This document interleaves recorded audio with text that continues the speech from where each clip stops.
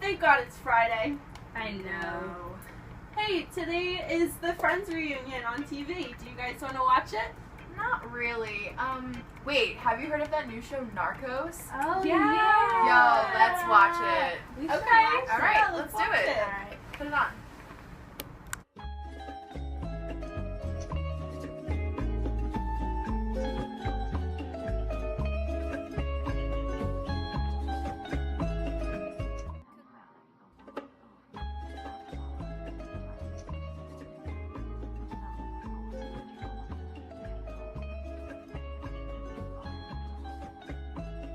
Cocaine has been around since the Incas used the cocoa leaves to increase their heart rate.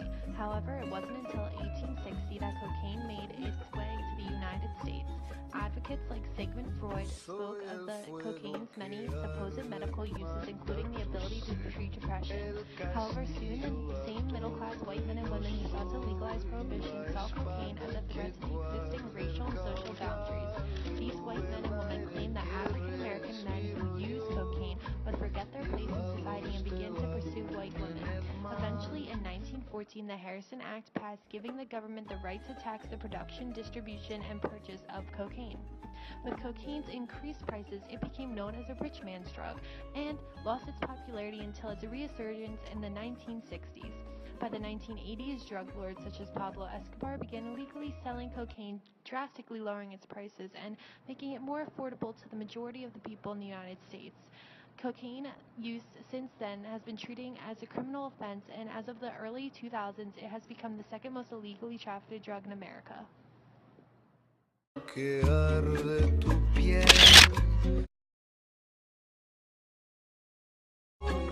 My name is Pablo Emilio Escobar Gaviria, and I'm going to be the president of Colombia.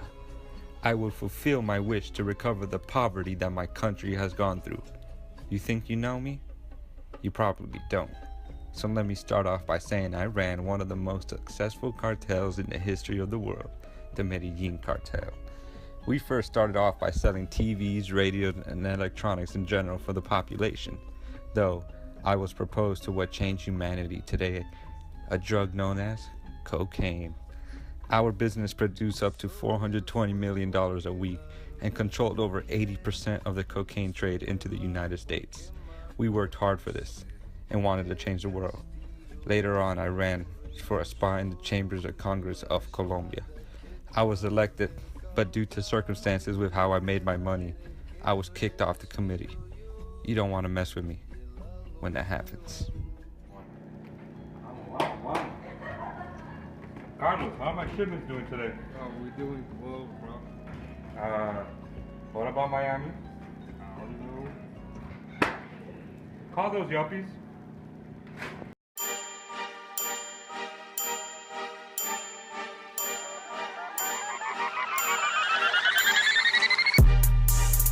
I'm in love with the coco. I'm in love.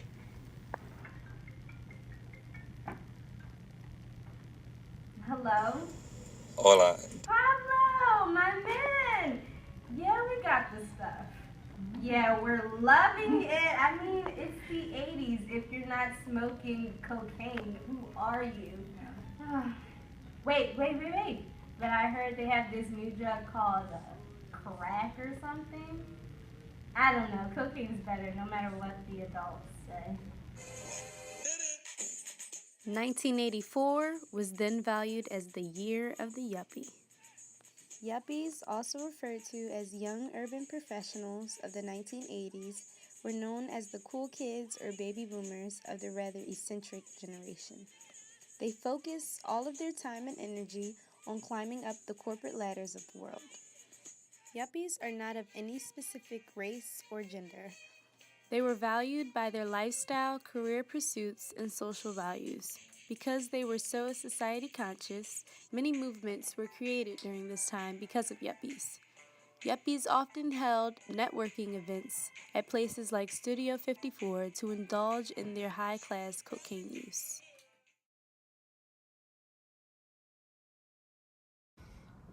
Hi Pablo, it's me. I just wanted to tell you the differences between crack and cocaine. So they do have the same chemical effects, but the chemical makeup does slightly differ. Powder cocaine is more of a salt-based solution and is usually snorted through the nose. Crack cocaine is seen as a more rock-like solution and is absorbed when smoked. One of the first laws dealing with crack and cocaine was called the Anti-Drug Abuse Act of 1986. This act stated that a person who was caught with possession of 5 grams of crack had to be sentenced to a minimum of 5 years in federal prison.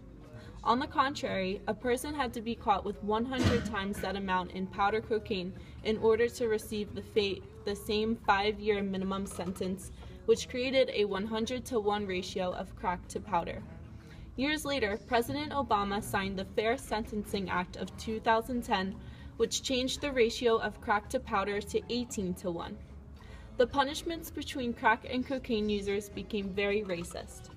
Crack cocaine, which was used often by poor blacks, had harsher punishments than possession of powder cocaine, which was used typically by affluent whites. This uprooted many controversial topics, dealing with changes of penalties and overlooking arrests. Man, this is stupid! No it isn't, because listen up. Up until 2008, the USA's highest drug in demand was cocaine. Actually, let me read you some facts from my computer. Right now, cocaine's insane retail worldwide value is $88 billion. Even though the demand in the US has decreased by millions of people since 2008, there were more problematic events in the US and other continents prior to that. There were more drug overdoses from cocaine than murders in 2007, and people are continually put in prison for cocaine use in the US. The European demand for cocaine has always been increasing at a rapid market value of $34 billion, and that makes up a little less than half than the $88 billion. However, Colombian and Mexican cartels are all that make these stats possible. Drug lords like Pablo Escobar from Narcos and now El Chapo, who has been recently imprisoned, create a business full of violence and crime and are looked as family men. The corruption that has occurred among these cartels, including paying off policemen, military officials, friends, family, just to keep quiet about cocaine distribution, and in and out of these countries like Colombia and Mexico. These actions still occur today. The Mexican cartels are heinously known for murder and bribes to keep people's mouths shut due to the income they receive from cocaine. What? Yeah. So That's crazy. Narcos is not stupid. Wait, hold a second. You won't believe this. Pablo Escobar is on the news? What? What? Wait, why? I don't know. Let's turn on CNN.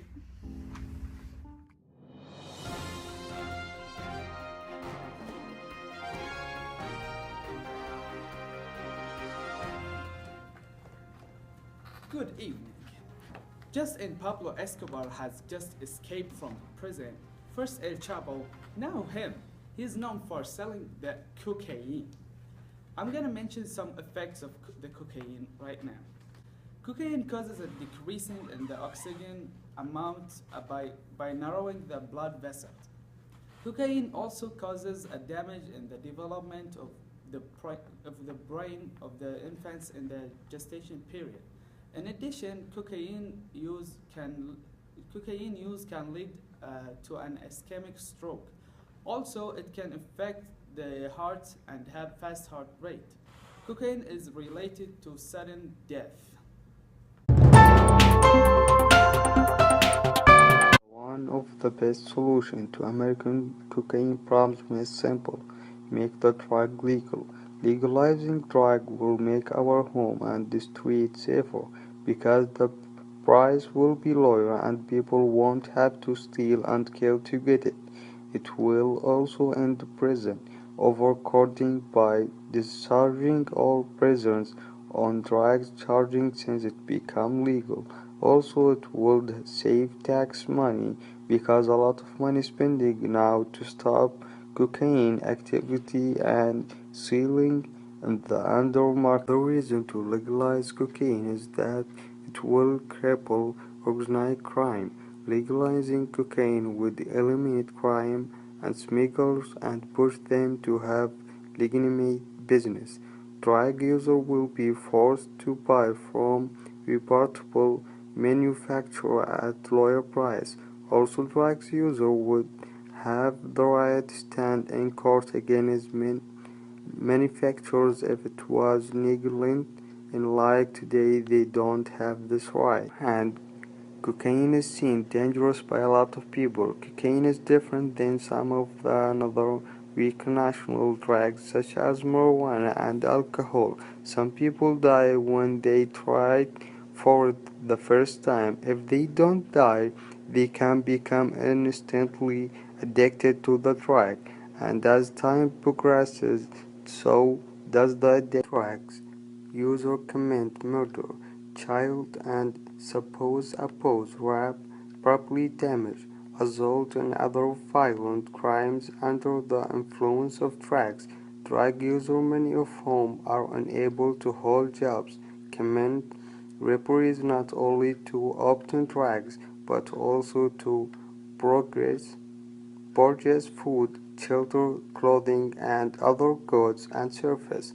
Increased violent crime and increased number of criminals will result in even larger prison population. Hey, where's Kat? I don't know, I think she went to the bathroom. You know what? After watching Narcos, I have a whole new perspective on cocaine. I guess. I mean, if we were to legalize it, I think people should only be able to use a certain amount. Nothing too much, though. Yeah, even though it's not really a soft drug, if we were to legalize it, it would cut down on violence and crime and it would increase jobs. You're right. So, do you want to catch that Friends episode? Oh, yeah, I think it still might be on.